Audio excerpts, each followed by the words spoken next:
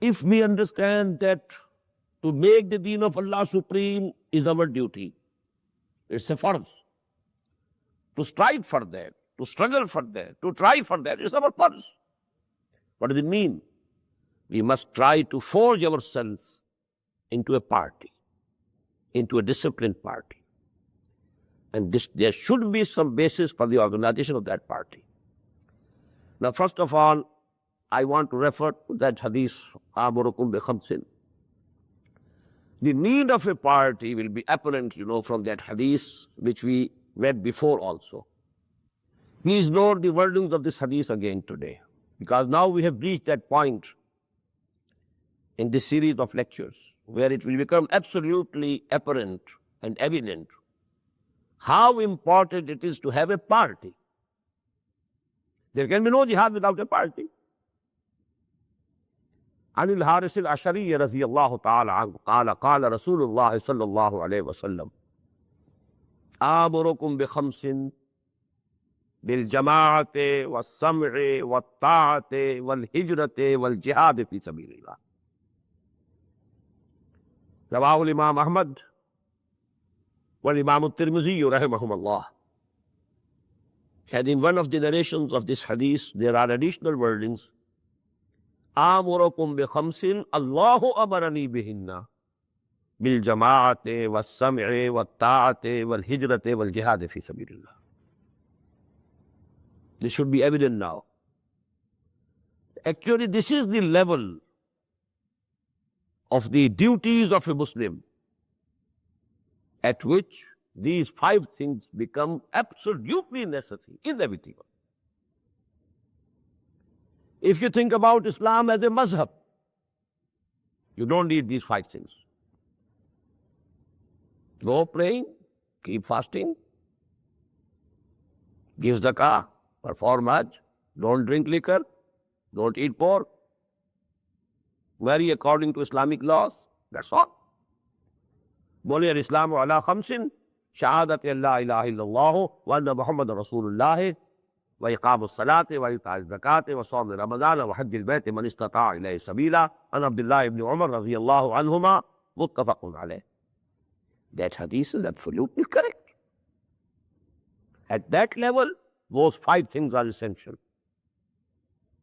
But at this level, to establish the deen of Allah, to make it supreme,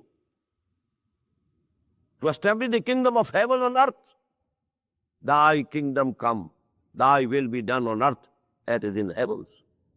Oh Allah, all our matters should be decided according to your law. Why are we living under any other law? This is rebellion against Allah. And if you have accepted it, a Muslim can live in such conditions only, just as a fish is out of water.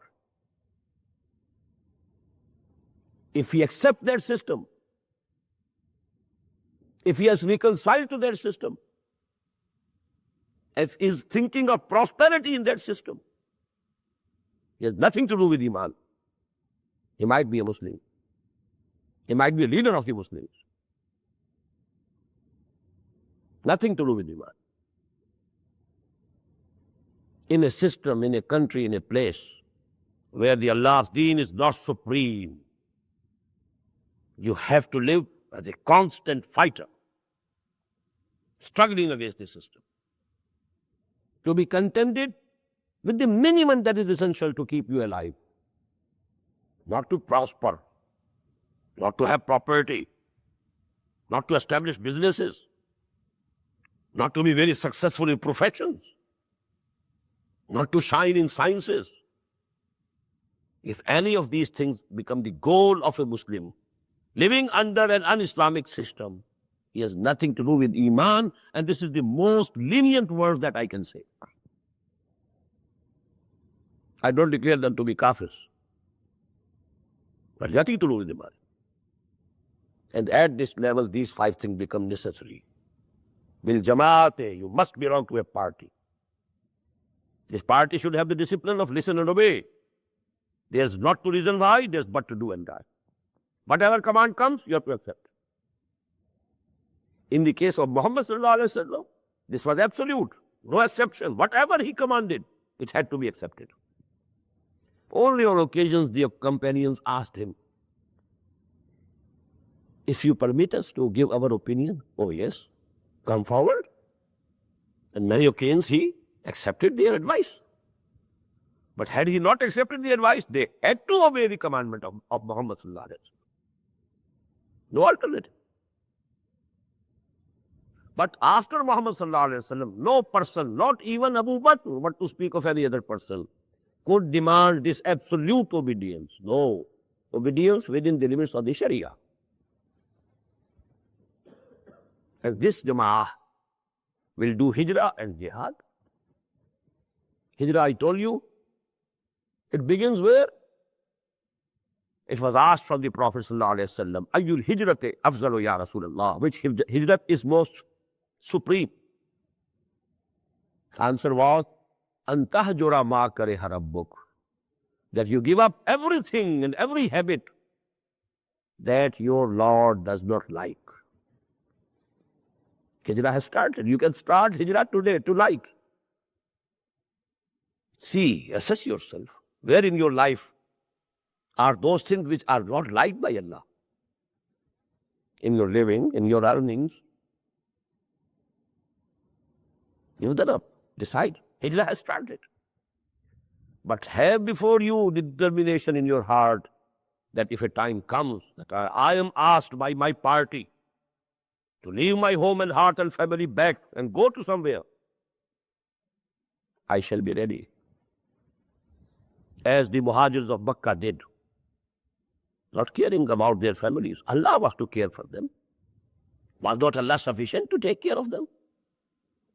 Could we take more care of our families than Allah?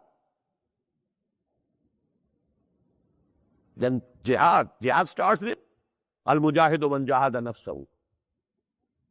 Ayyul hijrati afdalu ya ayyul jihadi afdalu ya Rasulullah an tujahida nafsaka fi ta'atillah. Start jihad today. But be ready to risk your life, to respond positively to call to the battlefield, or to some resistance movement challenging the system, where you will have to risk your lives. As I told you, the Prophet said, Man mata walam yagzu walam yuhaddis nafsahu bidhalik faqad mata ala shu'bati min al-nifaq. Whosoever Muslim dies who never fought for the cause of Allah and had never desire of any fighting for the cause of Allah, well, he dies the death of a munafiq, not of a mu'min. فَقَدْ مَاتَ عَلَى شُعْبَةٍ مِنَ النِّفَاقِ. And that is why the Prophet said, لَوَدِدْتُ أَنْ أُقْتَلَ فِي سَبِيلِ اللَّهِ ثُمَّ أُحْيَا ثُمَّ أُقْتَلَ ثُمَّ أُحْيَا. So this is here, you know, the importance of these 5 pillars of iqamat-e-deen.